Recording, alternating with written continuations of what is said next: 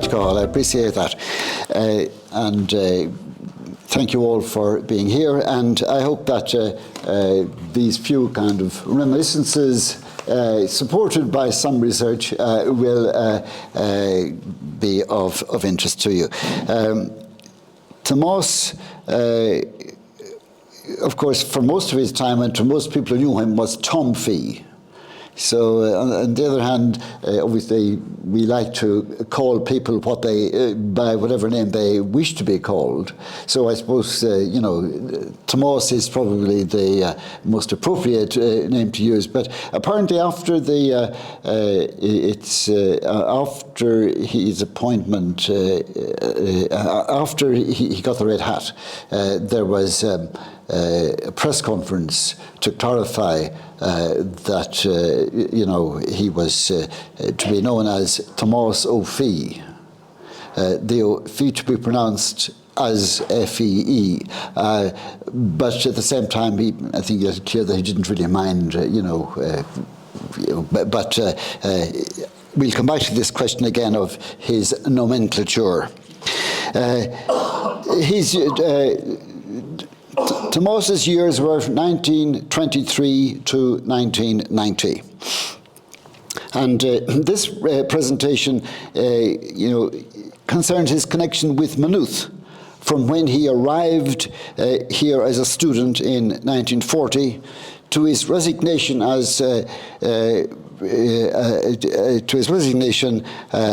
in autumn of 1977 as president of the college, as he departed to take up the post of Archbishop of Armagh. Now, I won't pass over entirely some of his other interests, because he had very significant involvements in national affairs during his time as in Maynooth, as a lecturer, professor, and various other points, and then, of course, president. I suppose the starting point is that, just something that has to be said, many of you here will know this, but it's important, that Tomás was a charismatic figure, in whatever way you care to define that. Apparently, if somebody is proposed for sainthood, the first question that when the delegation goes to Rome, the first question they'll be asked is there a cult? And that does not mean in the 1960s, Californian sense, but do people still care about this person, talk about him, and so on. And I don't think that Tomás is likely to have that question asked about him in Rome, but certainly it is an important aspect of his career and of his impact. He just was one of these people who attracts interest, gives encouragement, makes people, generally, feel motivated, shall we say, to do things. And the centenary of his birth was last year, and now very many people. Every year in, year out, famous people, scholars, and academics, and church people, and so on, pass away, or their 100th anniversary passes by, and maybe somebody will. Maybe there might be a small item somewhere in a newspaper, but by and large, the 100th anniversary of anyone's birth not likely to be remembered. In the case of Tomás Ó Fiaich last year, there was a very big celebration in Armagh, but especially in South Armagh. And now, to start with, of course, Tomás has a library and archive dedicated to him, and named for him. It's almost like an American president. There are very few people. I think Seamus Heaney is about to get something like that also, I think. But, there are very few people in any walk of life who have this distinction. And this is a state-of-the-art, building, complex, which I recommend. If you haven't been there, you should go to see it. It's in a wonderful location, just close to the Catholic Cathedral in Armagh, and of course also close to Ara Chéile and of course to St. Patrick's College, which is another important venue in Armagh. But it even, of course, has its own acronym, COFLA, C-O-F-L-A, the Cardinal Ó Fiaich Library and Archive. And it's a tribute, of course, to his stature and to the popularity and respect in which he was held and continues to be held. On the 3rd of November, there was an event in Armagh, which is his birthplace, when this plaque was unveiled. I'm sorry, but I think it was worth keeping the bald heads, even if at the price of having Tomás Cardinal Ó Fiaich, 1923 to 1990, Asbrug Orvacha, Stari, Scalora, Gael, Arugag Anshaw, Archbishop of Armagh, historian, scholar, Gael, born here. And that was just, that marked the centenary of his birth. And then everybody, or most people, proceeded to Cullyhanna, where there is,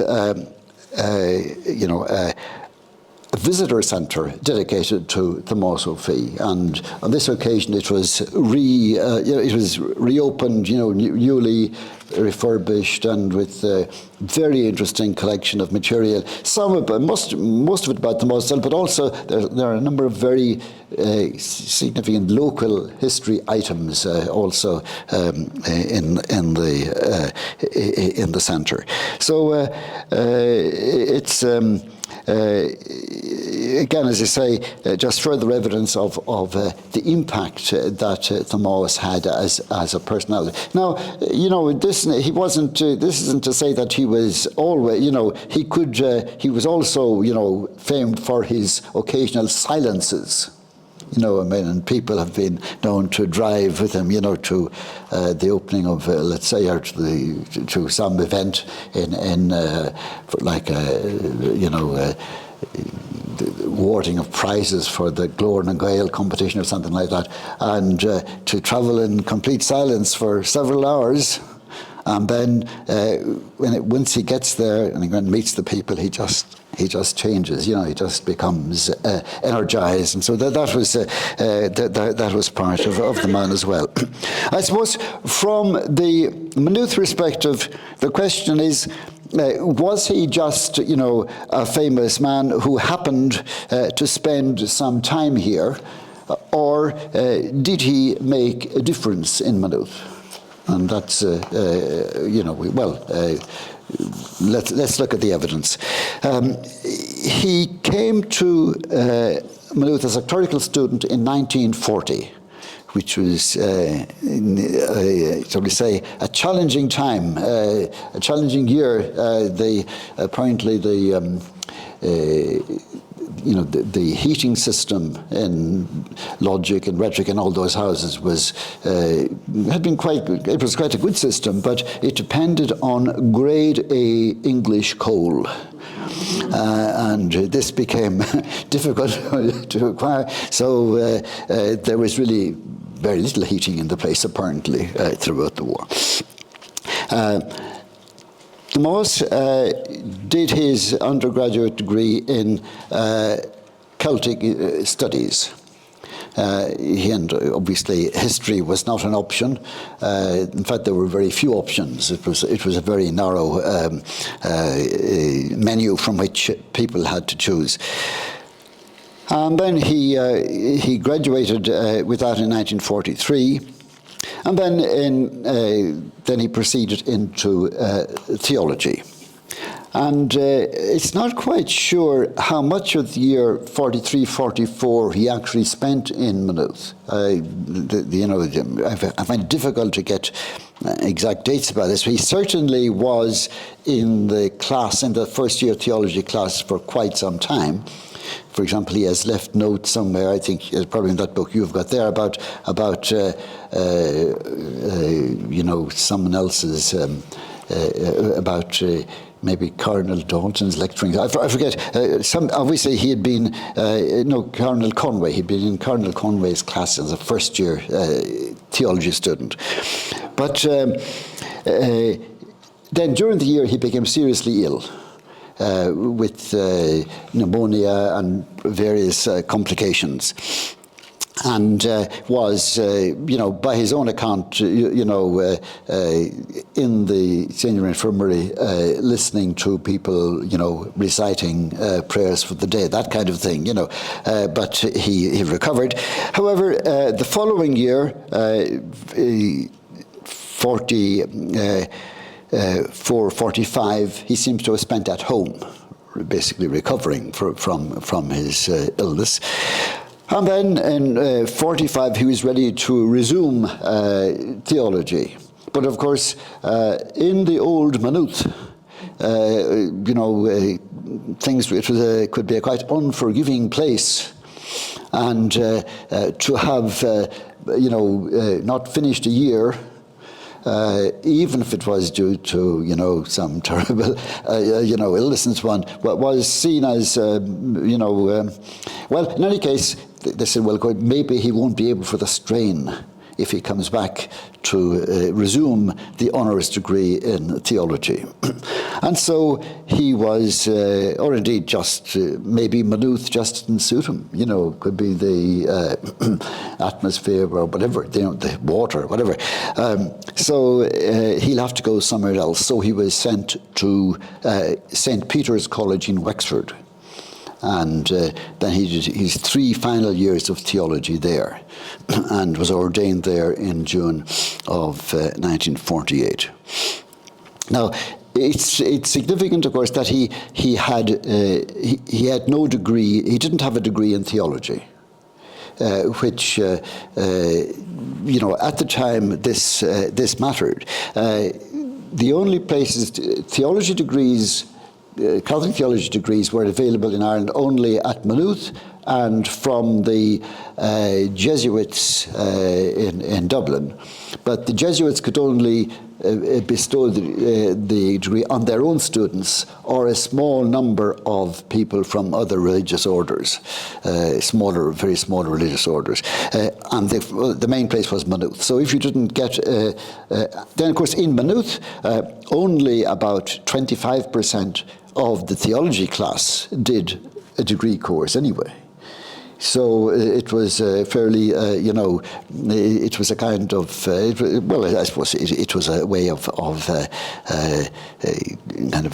defining the officer class, let's put it that way. And so it would have appeared, obviously, that Tomás was obviously a very able scholar, but really he, was unlikely to reach the heights of ecclesiastical preferment, because at the time almost all bishops and certainly, archbishops were expected to have a degree, to have the degree in theology. It wasn't a rule, but it was just an expectation. So Cardinal Dalton, his bishop, decided that Tomás would be an ideal person to work on the history of the diocese. Now, when I say, that he decided, until I started kind of going back a bit in the history of Maynooth, I hadn't realized the extent to which bishops decided what priests did after ordination. And again, the late Brendan Devlin has written about that, about how he was picked out to be professor of modern languages, and he was halfway there before he was told, what the plan was.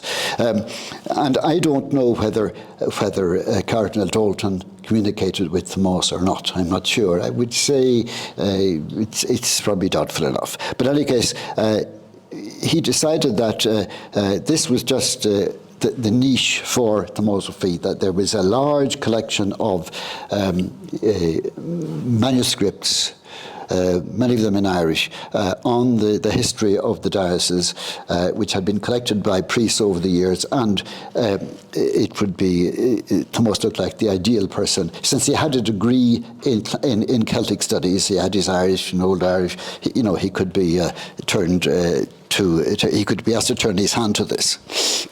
And so, with that in mind, he was sent to UCD to do an MA in history under the guidance of Aubrey Gwynn, famous Father Aubrey Gwynn, S.J.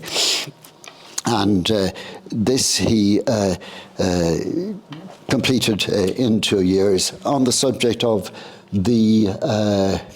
of Irila and its subject and its associated kingdoms in the Middle Ages. Now,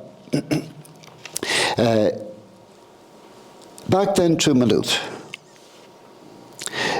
Maynooth really.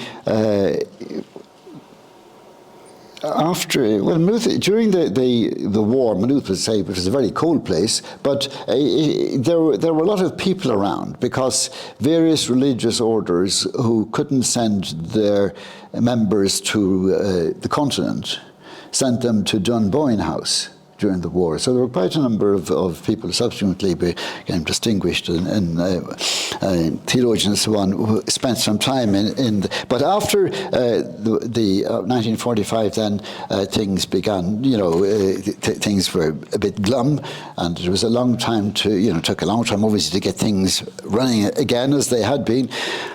And President Kazan, he was he thought of various things, including maybe there was a hint for a while that there would be a revival in canon law, and he put a lot of energy into that. But that it did have an impact, but it did not the great demand, shall we say? It didn't emerge.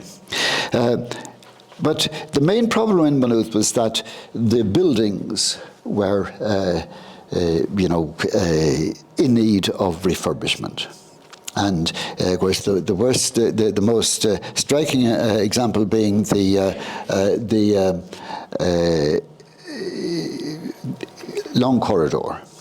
Because Long Corridor was a very, it was out of kilter really with the other the three sides of the square. The two 1810 sides and of course the neo-Gothic.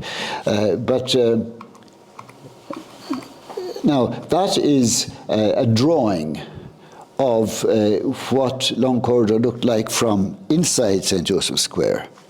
And you can see it's higgledy-piggledy, and it was, in any case, it was generally agreed that it was almost uninhabitable, a lot of the building. There were several, so in 1948, obviously under the leadership of the president, a national collection was launched.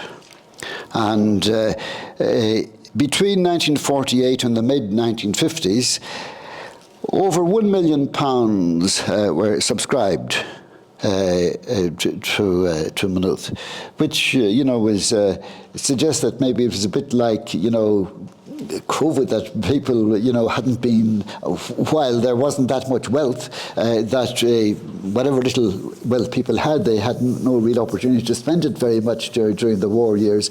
And so there, obviously, it's an interesting question which I haven't seen explored. Where did all this money come from? It was a substantial amount, and it was expended on refurbishment of the buildings, especially on the redoing of the Long Corridor, and of course the incorporation of Stoit. Appearance-wise into the front, which not everybody thinks was a good idea, but it worked anyhow. And it's not. But the distinctiveness of Stoit was obviously lost. But however,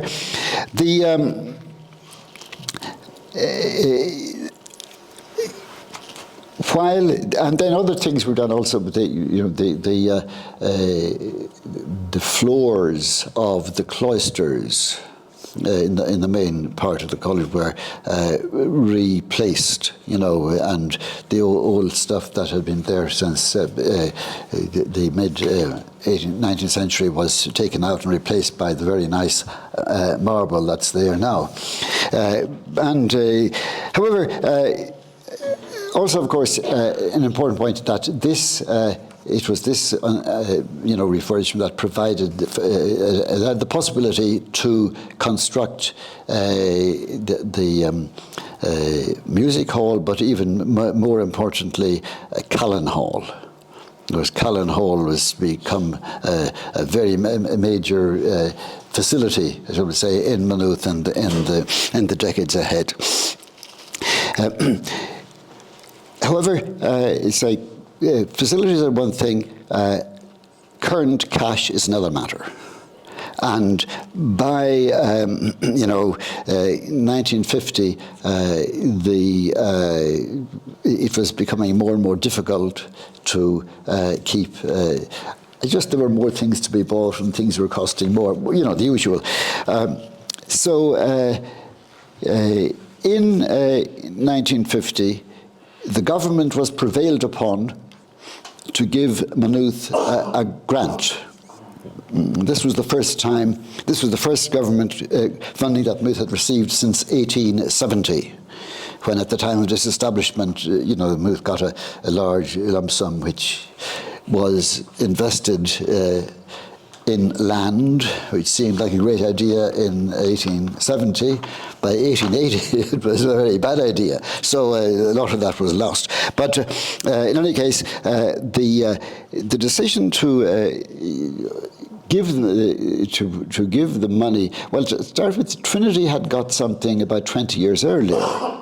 That set a precedent, but the bishops certainly, by and large, were not keen on asking the government for money, because this was again, this is one of these things that can change. Some of the attitudes that can change overnight, and it did change very quickly, as we shall see. But also remember that Maynooth graduates constituted a fairly large proportion of NUI graduates overall at this stage. And so they mattered when it came to voting for senators in the Shannon elections. And several, senators from time to time, put up the case for Maynooth getting money. And on one occasion, the minister said, well, that's all very well, but they refused to ask me for money, so what can I do? In any case, in 1950, the breakthrough is made, and Maynooth was given a grant of 15,000 per annum, subject to review, of course, and so on. And this is the important thing, for secular education. And this, of course, was a boon for the NUI side of Maynooth. because this was money that could only be spent on the NUI courses. And Kazan, responded with a plan as to how this money would be spent. There were 4 faculties. There was science, philosophy, philosophy, Celtic studies, and arts. And for the first 3, he had lots of complicated things. And in the case of arts, he had just one objective, and that was the setting up of a chair in modern history, so that history would be available as a subject for undergraduate students. Now, this was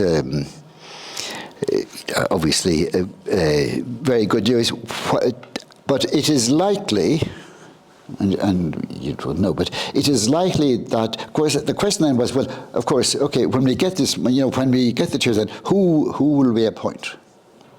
Because the understanding at this time, and it was, it was just the invariable rule that Maynooth chairs were to be filled by priests, preferably diocesan priests. If you had to get somebody from an order, well, that you do it, but preferably diocesan priests.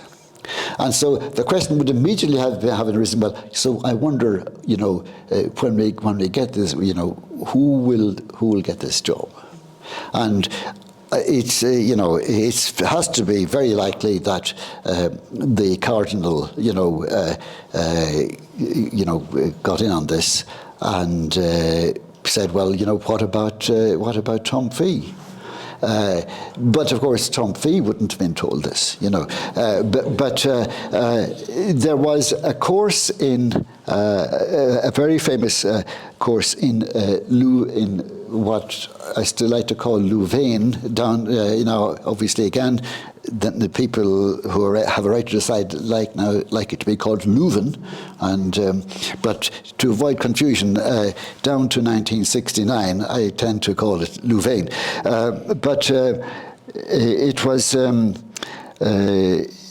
this was a licentiate in historical sciences, which is a very thorough 2-year program for highly qualified people to learn history as it had been, enunciated by the German scholars of the 19th century. Very methodical, lots of emphasis on the different kind of sciences and kinds of expertise you needed to have in order to. And of course, it was taken for granted that anyone who didn't have English, French, and German, you'd never think of giving them this award, right? So part of the challenge with this was, acquiring sufficient French and German to satisfy the examiners, as they say, at the end of 2 years. So the fact that Tomás was sent then to Louvain in 1950, to undertake this course, it suggests that he had been marked out, as the person to get the chair.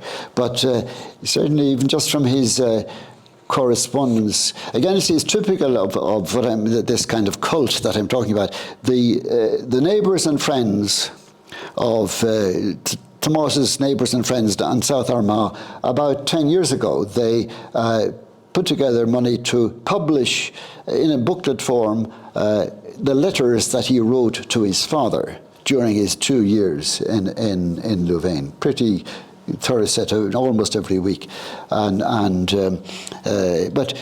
from those you don't get a sense that he really knows, that he's sure. He's not even sure in first year whether the bishop is going to support him for the second year, that kind of thing, So there was no sense of but say that is how the system worked, and it's and it explains a lot of what's happened since, to be quite frank about it,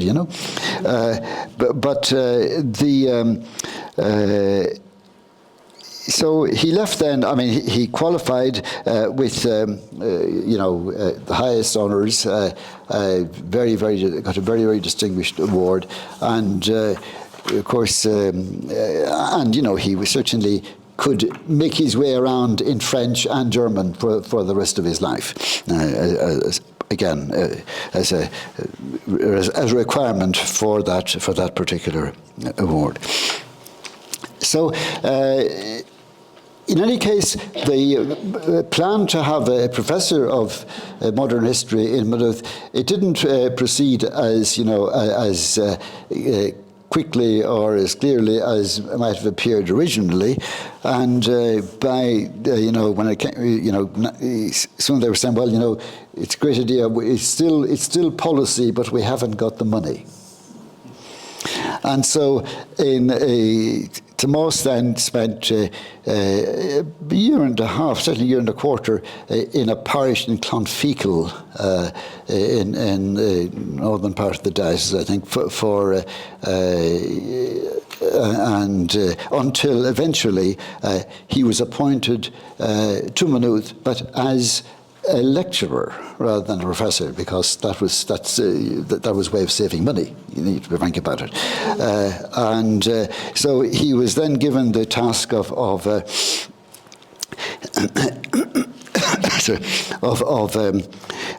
launching a new department with absolutely no assistant whatsoever. Not even an office.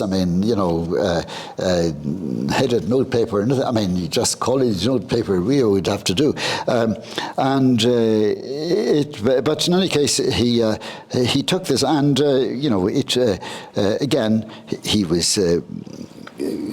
Quite, it was a successful operation, shall we say? But that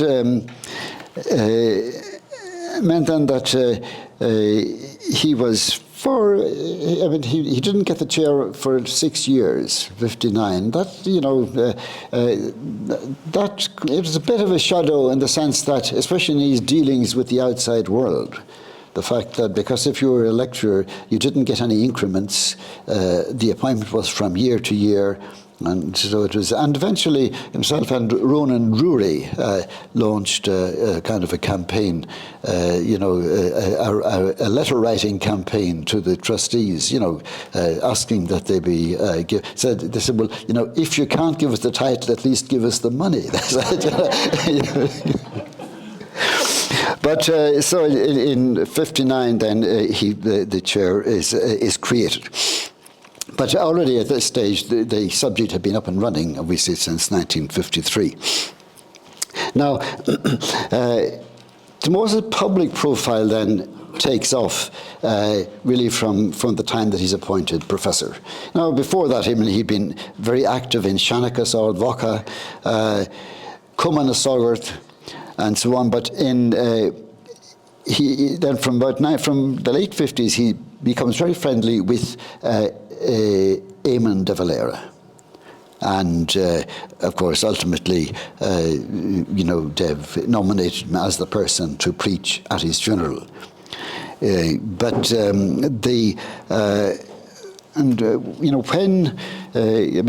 never gave up on various things, and so when he was leaving government in the late 50s, he set up various things, including the attempt to get rid of proportional representation, and he also set up on Comisiún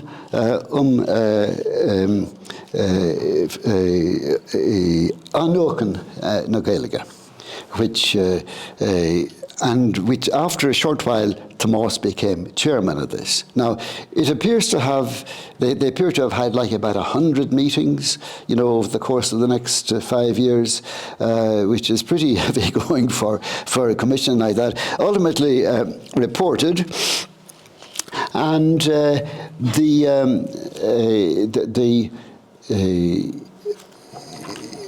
result was the government produced a white paper, or was it a green paper? I forget, but in any case, it was a white paper, yes. And this gave the impression that the country was suddenly getting very serious about about the restoration of Irish. And that in turn gave rise to the language freedom movement. Then I would say that the most, the most serious piece of trouble that Tomás ever got into was in connection with a meeting of the language freedom movement in a Dublin hotel in 1966. And this is, after the commemoration of the Rising and so on. And there was, now this was a meeting which was open to the public, but Tomás arrived and insisted on speaking, even though he wasn't one of those listed to speak, which all of this was reported in great detail, let me tell you, to the Cardinal subsequently, by aggrieved, respectable Catholics who, never thought they would see this kind of carry on or hear this kind of language being used by a priest. It was, and in fact, I think that was almost the end of the language freedom movement. Not because, because in a way they had won, I think. Or at least because of the reaction to this, kind of basically interruption, I suppose, of a regular meeting. And again, Tomás, some of us get into trouble about things that we write, and very deliberately, probably. Tomás really tended only to get into trouble about things that he said without having a chance to reread the script, and I think this was an example. It was a kind of, it wasn't his first appointment that evening, and one thing and another. So it was one of those occasions. Subsequently, then at the Fianna Fáil Ordesh, which was about, I think, October or thereabouts, Sean Lemass spoke glowingly about the Green Paper and all the rest of it, and then made, kind of a 5-word commentary, which I can't actually, I haven't got it with me now, but it was a kind of, it was kind of a wink, to certain people, that, well, don't worry about it. Nothing drastic is going to happen in our time. That kind of thing, subsequently, a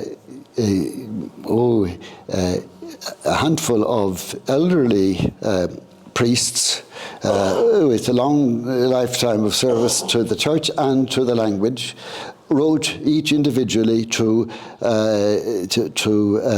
Sean Lemass, saying, expressing their unease about what he had said at the Ordesh, and hoping that nothing would ever happen that would cause them to break the habit of a lifetime as voters for Fianna Fáil.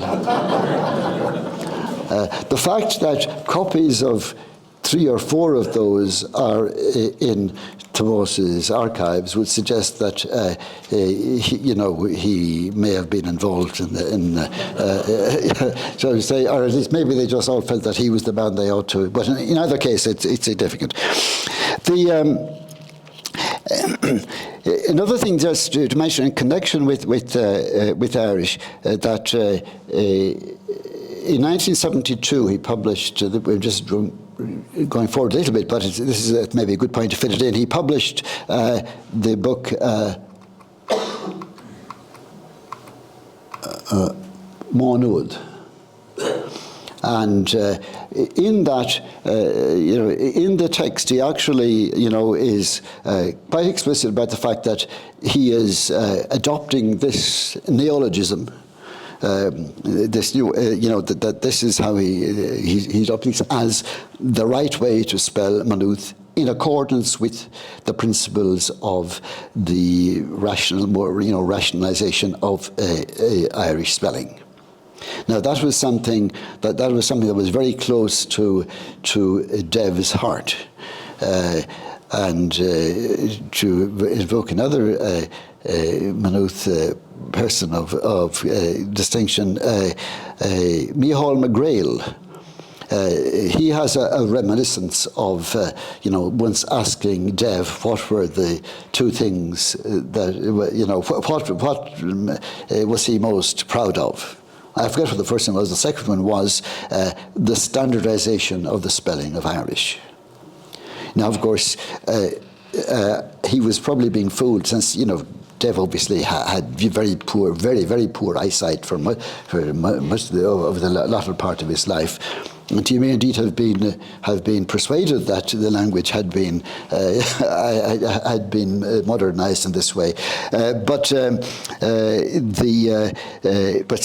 Tomás was again, he was very much on board with the notion of modernizing the spelling of Irish, and this was his contribution, to nailing down Maynooth. Now, earlier, he had written, to people using, M-A-N-U-A-T, or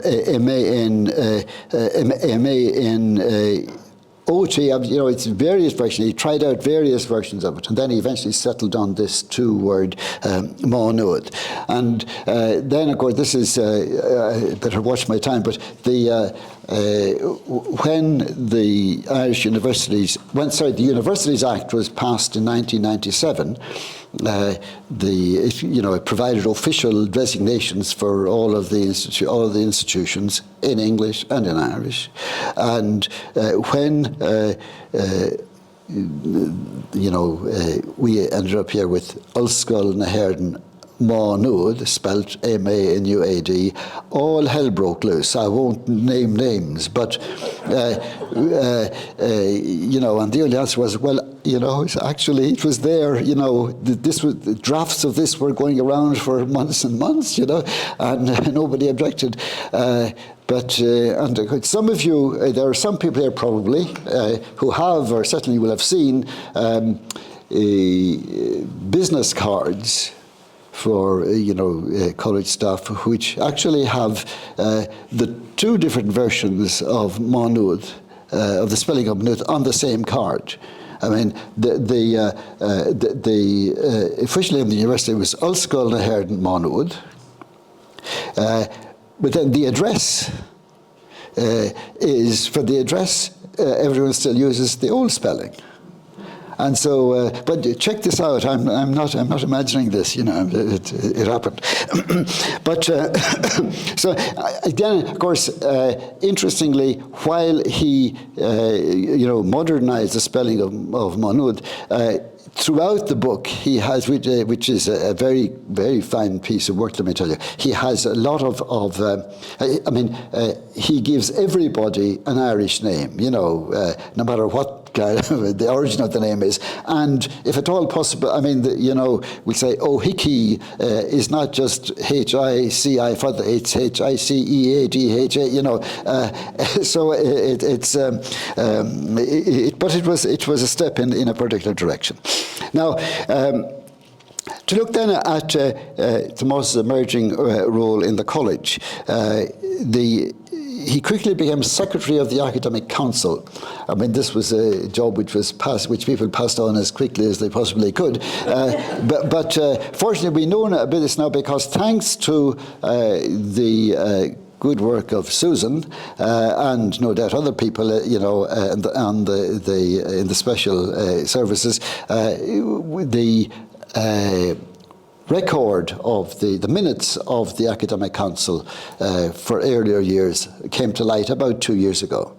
And it's again, it was the old style. It was kept in a book, in a single volume, and the secretary wrote it out by hand. and if there were any amendments, they were written in by hand, obviously. And so it's a very different thing from a modern kind, for the more modern form of minute keeping. However, again, you can see in this, I mean, that Tomás is just very comfortable in the job. You know, he's compared with other people, shall we say, other, you know, distinguished colleagues at the time. You know, he was just very, very, I think himself and Bill Meany, I would say, were the two most precise and effective, minute keepers in this case. Now,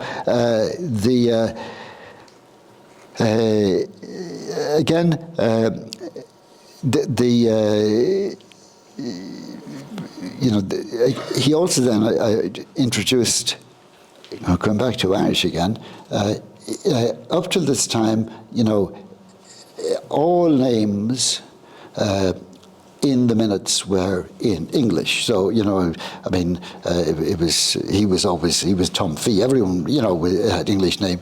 And Donnacha O'Flynn was Father O'Flynn, and so on. And then Tomás first began, he wrote his own name as Tomás Ó Fiaich, and then within a month or two, all kinds of other people like Cathal O'Horn and so on had adopted the Irish version name. And but then about a couple of months later, one person changed, and that was Brendan Devlin.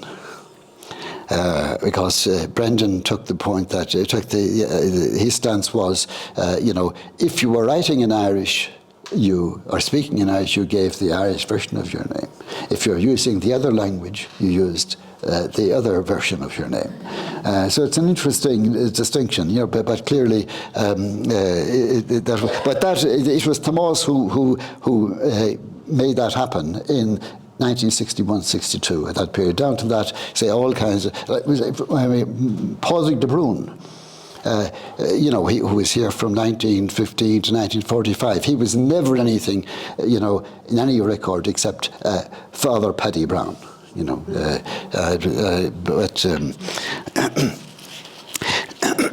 now, by this time, of course, Maynooth is hitting an existential crisis. The Commission on Higher Education, from 1969 to 67, was known to be looking at the entire system and in particular to be drawing up recommendations about the ideal size of classes and how many, the minimum number of staff that should be in a department, all that kind of thing. And this left people in Maynooth very worried about, what it might say about Maynooth's future prospects. And but at the same time, I mean, the most serious problem was really the imminent collapse of what you might call the Maynooth business model. Not just financially, but also in terms of the supply of clerical professors.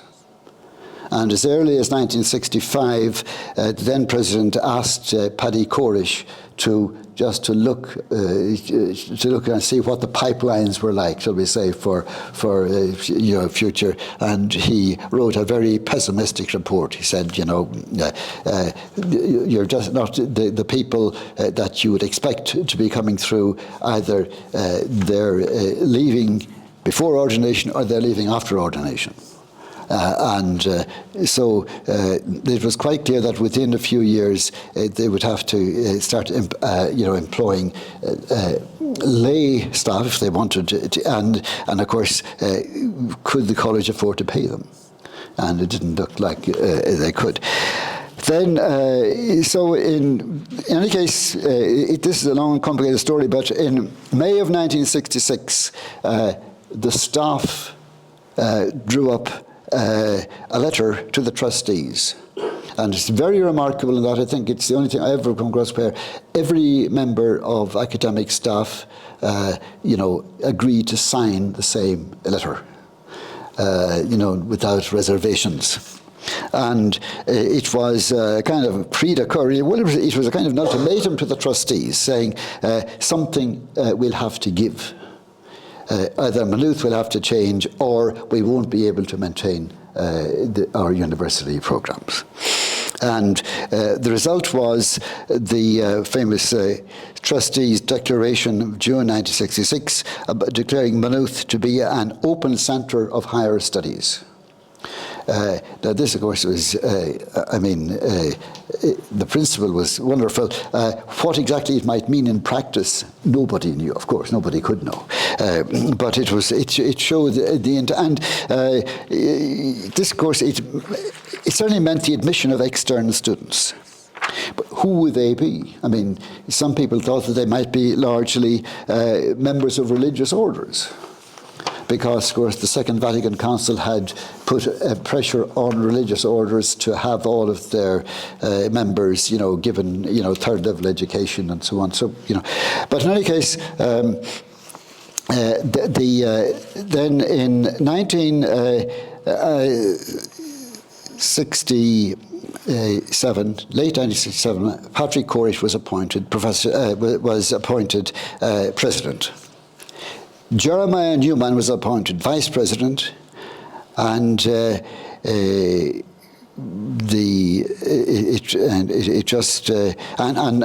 Ó Fiaich was appointed registrar. Now, of course, he got no extra money. He got some extra money, but no reduction in his other duties. That's kind of thing that didn't come into consideration for another decade or so.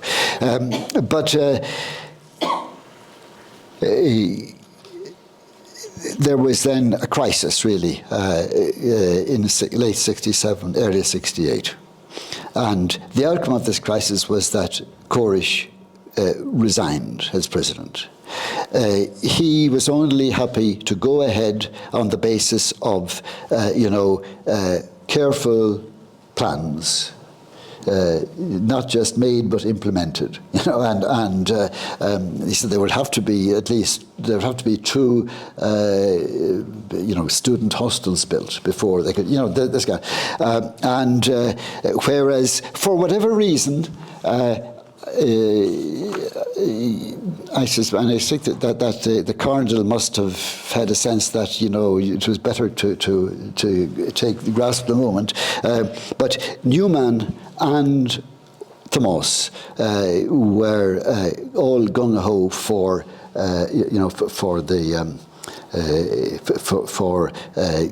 just going and running with the opportunity. And so then, Tomás Comerford went back to ecclesiastical history, and the Newman regime began.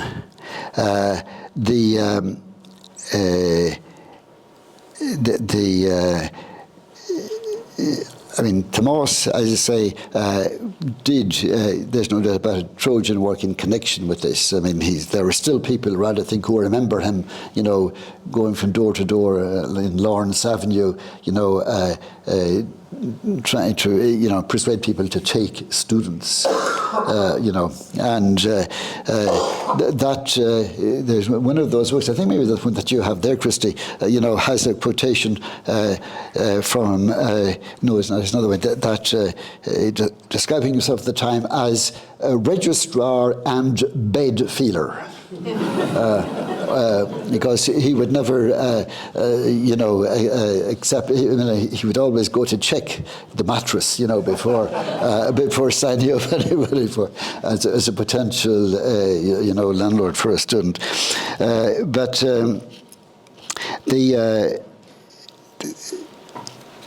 In any case, by 1972, it seemed to have. It was working, shall we say. That there were nearly 300 students taking the higher diploma in education, and there were nearly 600 undergraduates between arts and science. And across the road, across the Quilcock Road, hostels were emerging, built by religious orders, with the view to accommodating their own members and students and paying students. Now, 1971 was a significant year.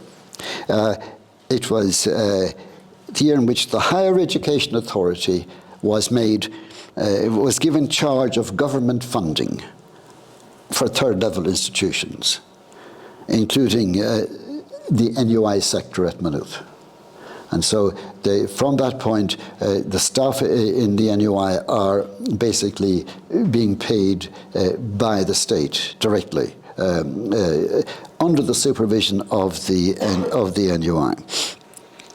And in the same year, the trustees set up the College Executive Council. And this was really a kind of a governing authority in waiting, which was given the responsibility of actually handling this money, from the HEA, and with the assistance, of course, of the college officials and all this. But and then, of course, they had to account for it at the end of the year. So, but it was now the membership. There were a few representatives of the trustees on the College Executive Council. It varied, the composition varied over the years from time to time, but most of the members were elected by the staff, elected members of staff. And then, in due course, there were even elected students on the CEC. However, ultimate control, of course, remained with the trustees. And now, for example, they allowed, the CEC was allowed to appoint junior lecturers, but not anyone above that. So that was. But a lot of the day-to-day working was in the hands of this relatively democratic body from 1971, really until 1997, when the new legislation came into effect. There were various challenges. Maynooth wasn't really ready for revolt in 1968 when the rest of the world was, but it came, in subsequent years. There was a great row in theology in 71, I think, in which, and I have the details of this because I found them in Archbishop McQuaid's records in Dublin. Now they're probably in the records of the Faculty of Theology here, but I never thought of looking, but it's interesting stuff. But it's not as radical as you might expect. Really, the students are really going after the poor lecturers. And in the case of Monsignor Kremen, professor of moral theology, they said, this man, is completely at odds with everyone else in the college, in his theology. But you can't complain about his delivery. He was, But then there was a row about the control of the student canteen. And of course, canteen was it was a prefab, and like all prefabs, it produced more prefabs as time went on, and there was a kind of a complex there. And the student union they felt that they should be like student unions elsewhere. They should have control over this. And a man named Jerry Maher, not Father Jerry Maher now, but a student named Jared, spelled Maher. He organised a very devastating protest in which he informed the staff that they should please avoid Callan Hall for the next 2 days, because the students' assembly will need it for business. It was like France in 1789. But the bishops panicked, because all their documentation was sent to every minister in the government, was sent to all the newspapers. So there was great, shock horror about this. And again, just show you how things can change so quickly. At this time, the bishops couldn't bear the humiliation of having this in the newspapers, and so they sent a delegation over the head of the president, Newman, to talk to the students. And they promised that they would build them a new students' union building on the new campus. This was grand until the people who were building the hostels found out. And they said, we weren't planning on living alongside, a student, centre for drinking and so on. So, all of these challenges came and went, and by and large, you'd have to say that things, that for all its problems, the Newman era, saw a lot of progress, and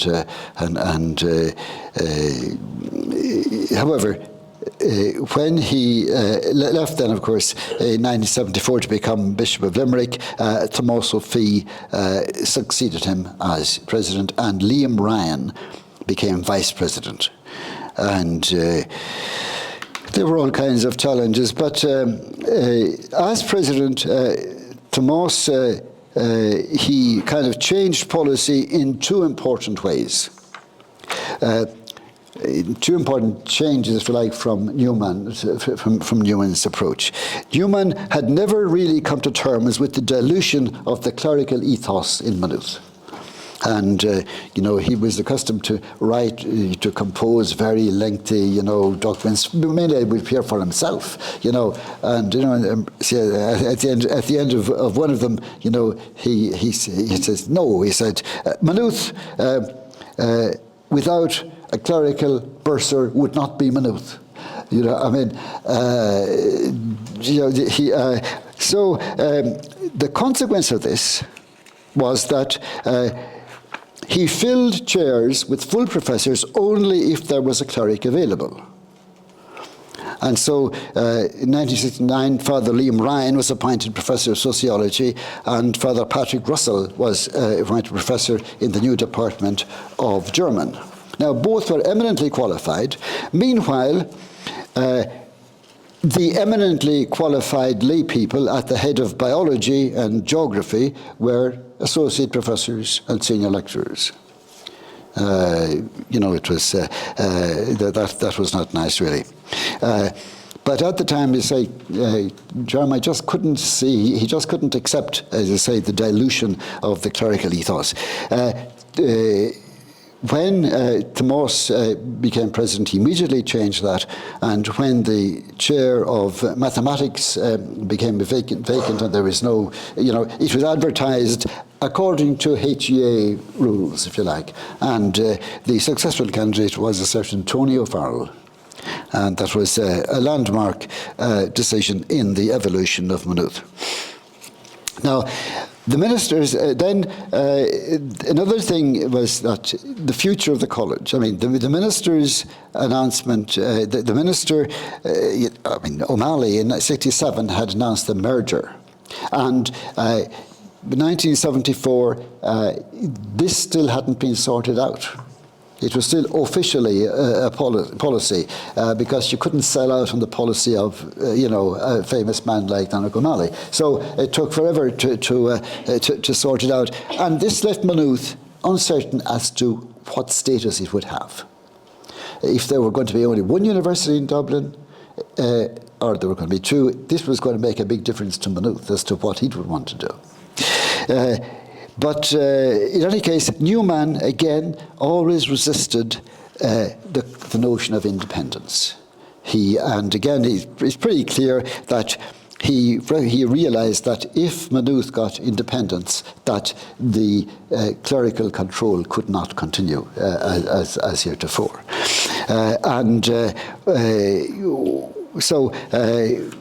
In 1974, when Tomás became president, the then new minister, Richard Burke, was trying to sort out the situation. And he wrote to Maynooth saying, what would Maynooth like? And Tomás wrote back and said, Maynooth wants to be independent. Now, he obviously wouldn't have done that without consulting the cardinal. Who else he consulted, who knows, and maybe it didn't matter whether he did consult anyone else or not, but he wouldn't have said that without being sure of having the cardinal's support. But then...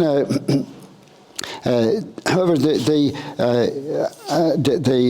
made the point that that Maynooth its population had doubled since 1967, the student population, and that the HEA was projecting that within no time at all, Maynooth would have the stunning total of 2,000 students.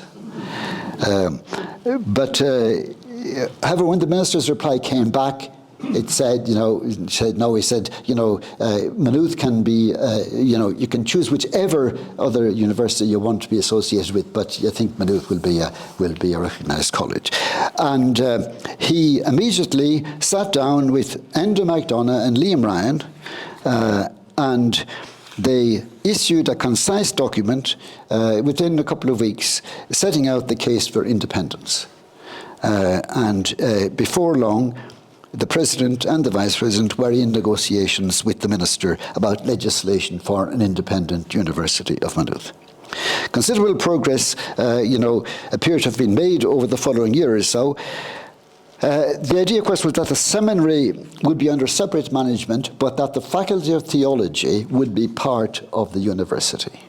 This was the crucial thing. And of course, this was the difficult thing, was to work out a formula that would satisfy the bishops and satisfy everyone else as well about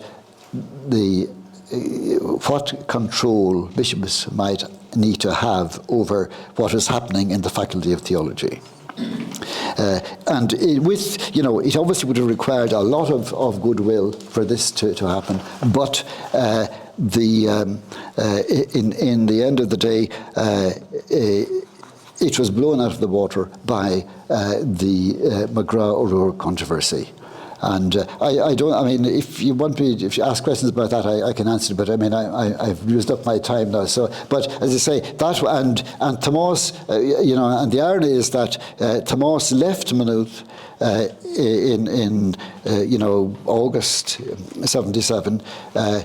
Just as people were moving into the New Arts building, which he had done an enormous amount of work to secure, because the first plan had been overturned, and but of course the college Maynooth was divided, and there was a lot of very, very bad feeling around, not just between clerics, and of course there was a vote in connection with a strike, which was carried by 51 to 15, a vote of staff, 51 to 15 vote, and this was, I think, really a wake-up call, to about the future prospects of Maynooth. But as I say, it just died then at this point, and really nothing very much happens again for 20 years. But nonetheless, it just shows that maybe laws and legislation doesn't matter that much.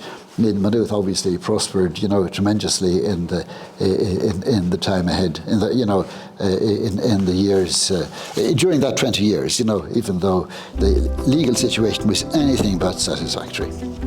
Okay, thank you very much.